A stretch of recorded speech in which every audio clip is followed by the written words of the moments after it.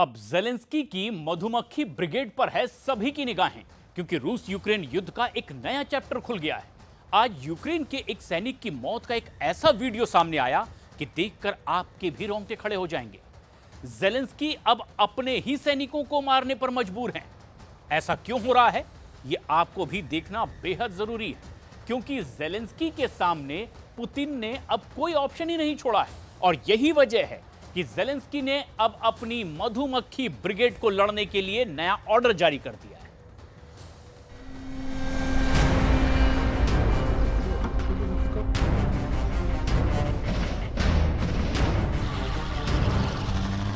आग बरसाते तोप के गोलों ने जेहन में इतना खौफ भर दिया है कि सरेंडर के सिवा कोई विकल्प नजर नहीं आया।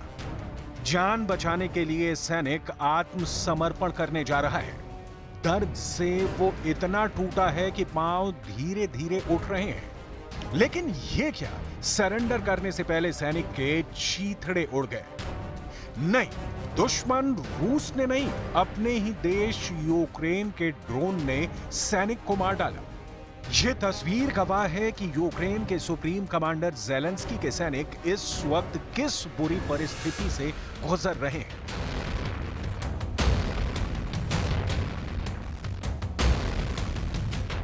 तीन सालों से जंग करते करते सैनिक थकने लगे हैं। उनके पास रूस की बराबरी के हथियार नहीं है। रूस की शक्तिशाली फोर्स ने उन्हें घेर लिया है। उनके पास सरेंडर का बस ऑप्शन बच गया है। लेकिन जेलेंस्की को यह मंजूर नहीं कि यूक्रेन रूस के सामने घुटने टेक दे। बदले में यूक्रेन के सैनिकों की बलि ही क्यों न चढ़ानी पड़े।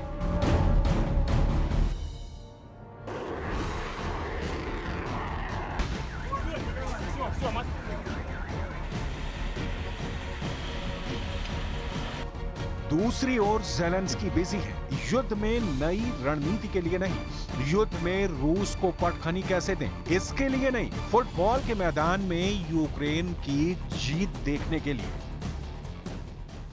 І наша вдячність сьогодні збірній. Щоразу, коли хлопці тиснуть, намагаються, прагнуть перемогти, все вдається.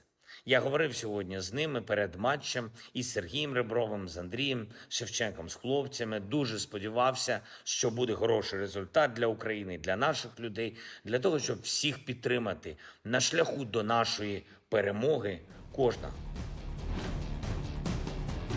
जेलेंस्की के हाथ से युद्ध निकलता जा रहा है, लेकिन जेलेंस्की हार मानने के लिए तैयार नहीं है।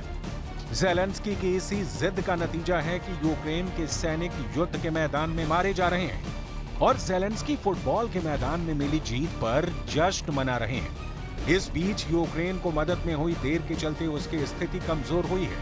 रूस ने बेहद महत्वपूर्ण अवदीविका शहर पर भी कब्जा कर लिया है।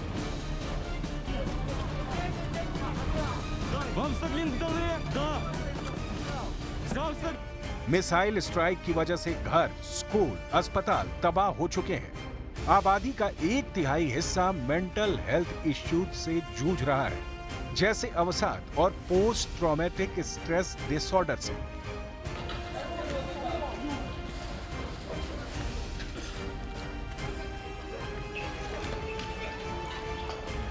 इंटरनेशनल रेस्क्यू फाउंडेशन के मुताबिक 50 लाख से ज्यादा यूक्रेनी घर छोड़ने पर मजबूर हुए हैं।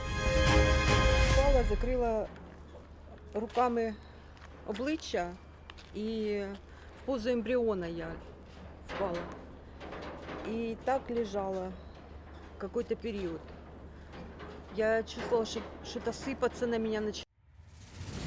लेकिन जेलेंस्की के कान पर इस वक्त जू तक नहीं रेंग रही, तो इसकी सबसे बड़ी वजह है देर सबेर से ही सही नाटो से मिलने वाली हथियारों की मदद। जेलेंस्की की ये उम्मीद जिंदा है कि जब तक अमेरिका जैसा शक्तिशाली देश उसके साथ खड़ा है, पुतिन के ये टैंक और तोप कीव पर कब्जा नहीं कर सकते।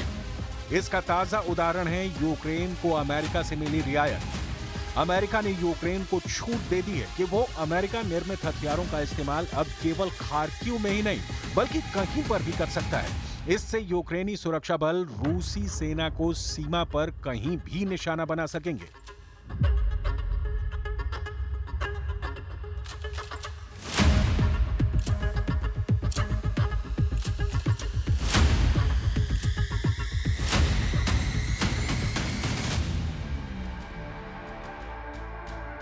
अमेरिकी हथियारों का इस्तेमाल यूक्रेन ने अब तक कम से कम एक बार किया है। उसने रूसी हमले को रोकने के लिए बेलगोरोद में रूसी हथियारों को निशाना बनाया था। हाल ही में रूस ने उत्तर पूर्वी शहर सुमी की ओर बढ़ने का संकेत दिया था। ये भी सीमा के पास ही है। यूक्रेन ने दावा किया कि उसने शुक्रवार को रूस की 4 तेल रिफाइनरियों को ड्रोन से निशाना बनाया है। यूक्रेनी सेना की ओर से बयान जारी कर कहा गया कि उसने एफएसकी, इल्स्की, क्रास्नोदर और एस्ट्राखन तेल रिफाइनरियों पर हमला किया है। इसके साथ ही ब्रयांस्क, रीजन और रूसी कब्जे वाले क्राइमिया में रेडार स्टेशन और इलेक्ट्रॉनिक इंटेलिजेंस सेंटर को भी निशाना बनाया है। वहीं रूसी वायुसेना ने कहा कि उसने शुक्रवार को यूक्रेन के 70 ड्रोन को काला सागर और क्राइमिया में मार गिराया है। आपने रूस यूक्रेन युद्ध की सबसे लेटेस्ट रिपोर्ट देखी, लेकिन जमीनी सच्चाई देखनी अभी बाकी है, जिसका नमूना आपने यूक्रेन के सैनिक के सरेंडर के वीडियो में देखा। अब सवाल है कि यूक्रेन के सैनिक सरेंडर के लिए मजबूर क्यों हो रहे हैं? यूक्रेनी सैनिकों के बड़े पैमाने पर हो रहे सरेंडर की कई वजहें हैं। पिछले दिनों यूक्रेन में बड़े पैमाने पर उन लोगों को जबरन सेना में भर्ती किया गया जिन्हें युद्ध का कोई अनुभव नहीं है। अपनी जान बचाने के लिए फ्रंट लाइन पर पहुंचकर ये लोग रूसी सेना के सामने सरेंडर के लिए संपर्क कर रहे हैं। इसके अलावा एक बड़ी तादाद उन लोगों की भी है जो रूसी समर्थक हैं और अब तक अंडरग्राउंड थे। ऐसे मामलों में पूरी की पूरी यूनिट सरेंडर कर रही है। इनमें से बहुत से लोग ऐसे भी हैं जो अब रूसी सेना के साथ मिलकर लड़ाई में भाग ले रहे हैं। इसके अलावा यूक्रेनी सैनिकों के काफी संख्या में मारे जाने के डर और हार कर बाकी सैनिक जिंदा रहने के लिए भी सरेंडर को ही बेहतर विकल्प समझ रहे हैं। भागते सैनिकों, आत्मसमर्पण करते सैनिकों, बीमार होते सैनिकों और रूसी फौज की गोली का शिकार होते सैनिकों के बावजूद ये सच है कि ज़ेलेंस्की अब भी पूरी शक्ति से युद्ध लड़ते देखे जा रहे हैं। Уряду доручено негайно представити програму для стимулювання в Україні встановлення сонячної генерації та накопичувачів енергії. Максимально сприятливу програму, щоб це був за легкістю аналог програми 5-7-9. Але відсоток 0.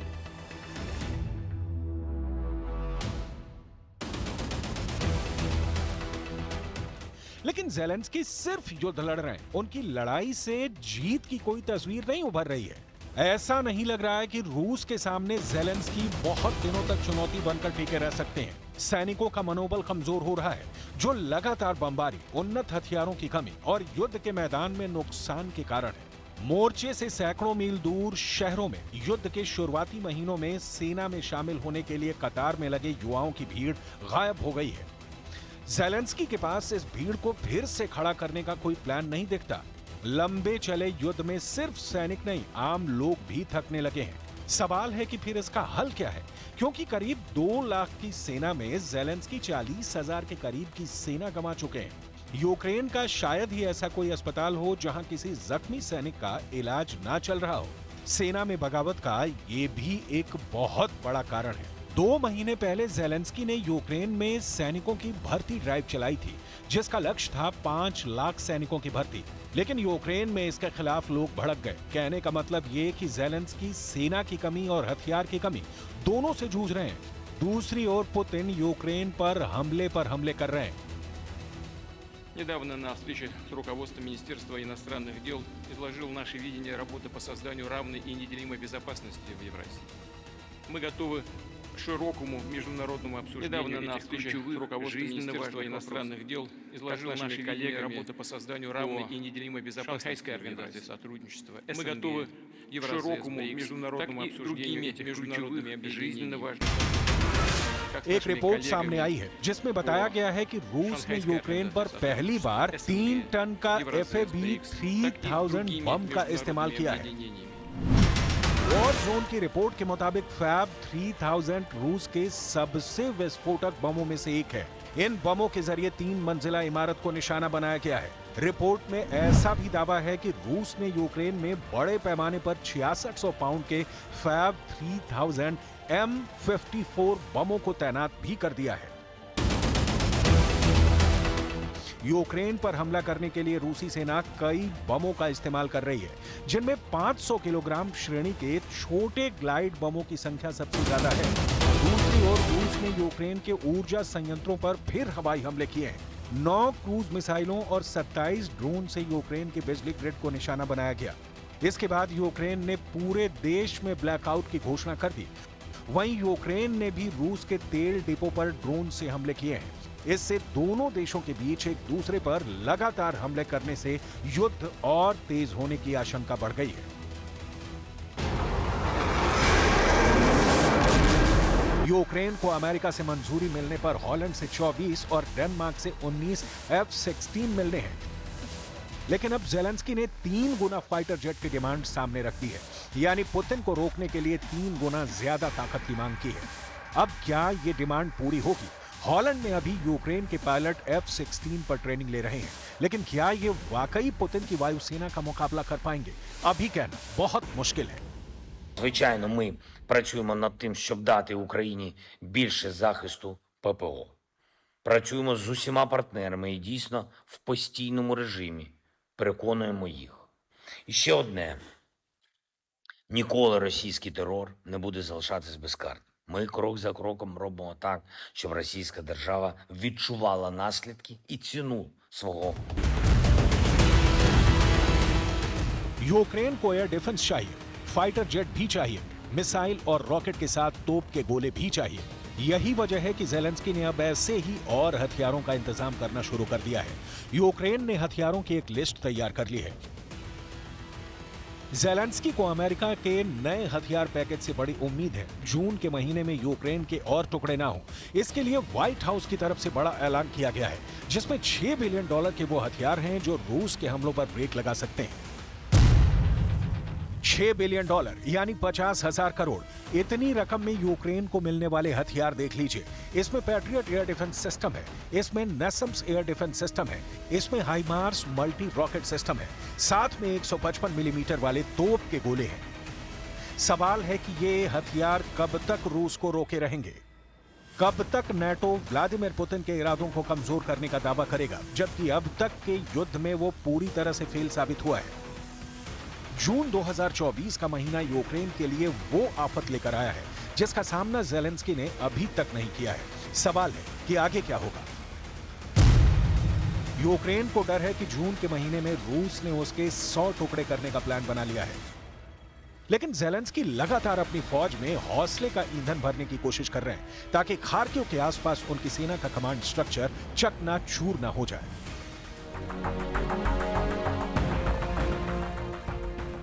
रूस का दावा है कि उसने खार्किव के आसपास कई इलाकों पर कब्जा कर लिया है। मिशन खार्किव को 1 महीना होने वाला है और अब वो वक्त आ गया है जब पुतिन की तरफ से निर्णायक हमला होने वाला है, जो बहुत खतरनाक बताया जा रहा है। पुतिन की बख्तरबंद गाड़ियां लगातार खार्किव और चशिव यार इलाके को घेर रही हैं और इनमें से कई को ज़ेलेंस्की ने टारगेट बनाने का दावा भी किया है। ज़ेलेंस्की ने दावा किया है कि ताजा हमले के दौरान उनकी सेना ने रूस के परखच्चे उड़ा दिए हैं। यूक्रेन का युद्ध तीसरे साल में चल रहा है और अब तक पुतिन के कब्जे में यूक्रेन की 20% जमीन आ चुकी है।